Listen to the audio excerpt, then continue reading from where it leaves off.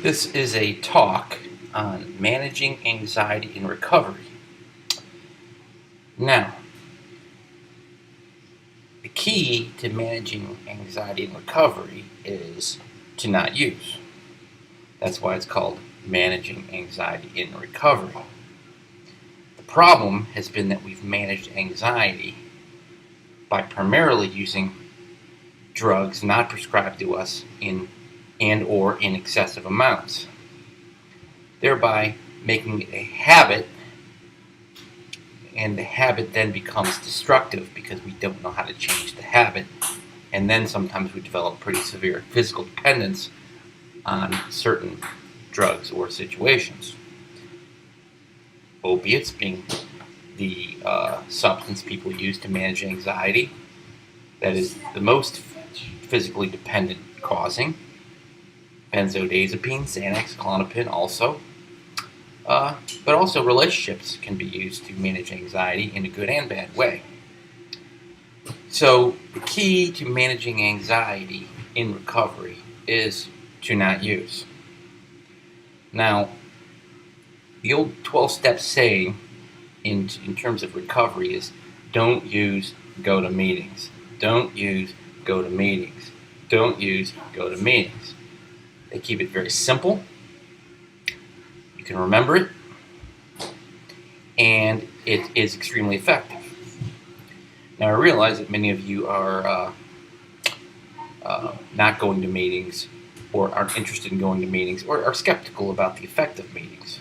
Let me explain how meetings work. I'm neither going to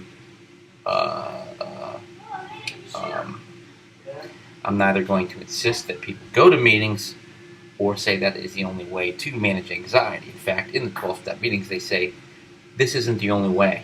This is the way we know. And it is one of the ways that I know. But let me break it down for you how those meetings are effective. Couple of reasons, all of which are helpful in managing anxiety. Number one is when you have anxiety and you leave the setting where you're having anxiety, home for example, and you leave and you go out to a meeting, you left the setting which is causing anxiety. For example, maybe you're anxious about something in the home. I got to get things done. I got to get housework done. I've got to get bills paid. My lights are going to get shut off. All these things trigger anxiety within the home setting. When you leave the home setting and get out, you eliminate those triggers.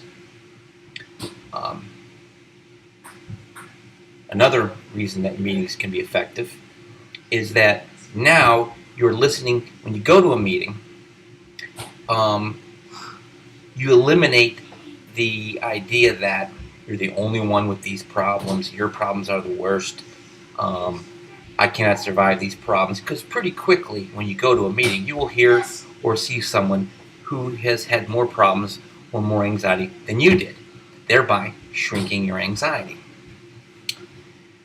Third thing that is effective for managing anxiety in meetings is the fact that you listen to other people.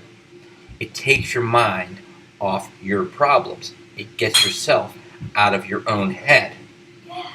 There's a saying that goes, your head is a bad neighborhood. Try to stay out of it. Your head is a bad neighborhood in the beginning of recovery, particularly because you have a habit of focusing on what's going wrong in your life. You have a habit of focusing on what's wrong with you. You have a habit of remembering how things have not gone well in the past, and you don't have a track record yet of things going well. So it's a very difficult place to be early in recovery, and we don't realize that we need to get out of our head or get out of our setting into a new setting and listen to other people. So that is very important. The other thing about going to meetings, and as you notice there's several things that happen there, why they're so effective, is that we go to a meeting, we listen to other people's problems, and we compare to ours. And oftentimes when we compare our problems to other people, some have it easier and some have it worse. And it kind of balances out where our problems lie in the scheme of things, thereby shrinking them and making them appear more manageable.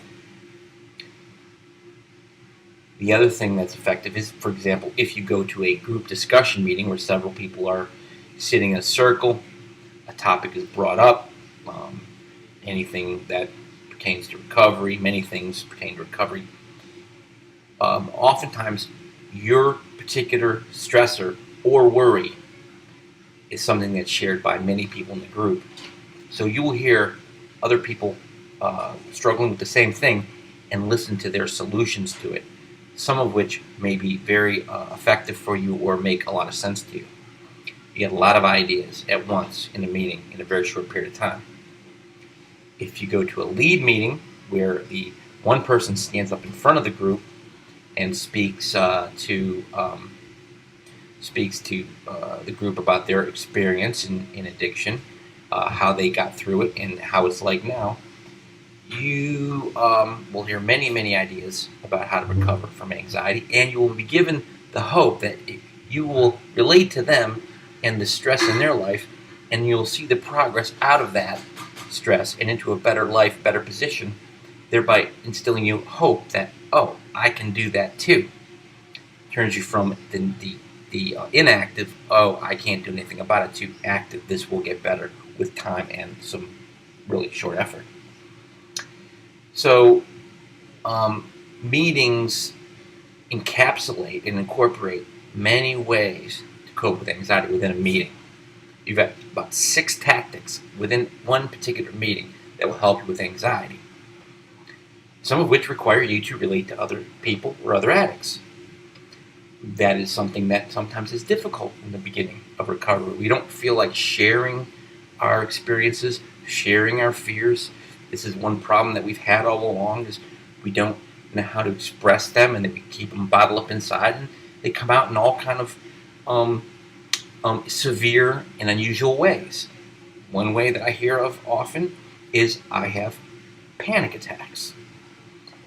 Most often, I'd say 99 times out of 100, you do not have panic attacks. You have severe anxiety, which will become panic attacks occasionally when not dealt with in a more effective way than you have at this time. The beauty of the non-medication approach to these anxiety problems is A, they're the most effective thing we have. B, they're very doable. There's many ways to approach it that may fit your particular interest, habit, strength. And 4, they will allow you to be independent in dealing with life stress. You will not require as much medicine or support because you will learn to manage it yourself. And even better, when you reach the level where you're managing the anxiety fairly well, and if you do talk to other addicts, now you can share your experiences with anxiety and your techniques, which reinforces them for you and helps them. So it's an elegant solution to a very difficult problem that many of us suffer from in recovery. A word about the use of Xanax and Klonopin in the management of anxiety. They are designed for short-term use in extreme situations. In early recovery, we are not our best judge of what is an appropriate situation for a benzodiazepine. We don't know enough of the other solutions for them. The anxiety appears more severe than it really is. We are vulnerable to getting dependent psychologically, even if we take it as prescribed, to it, because we don't have a lot of other tools to approach anxiety, so we rely on it. We rely on it. We rely on it. We rely on it.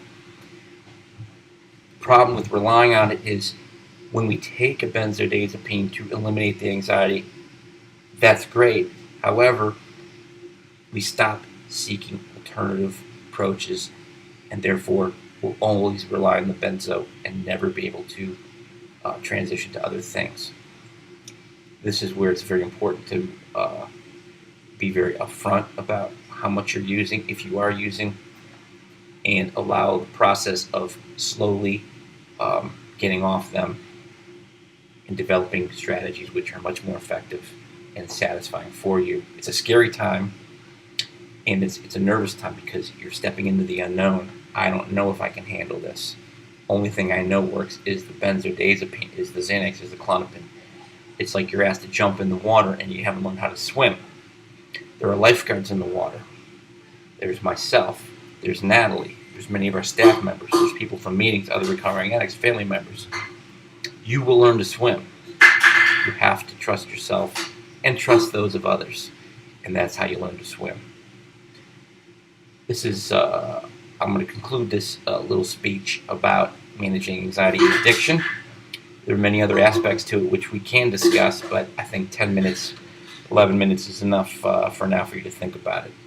We'll see you in the office. Bye.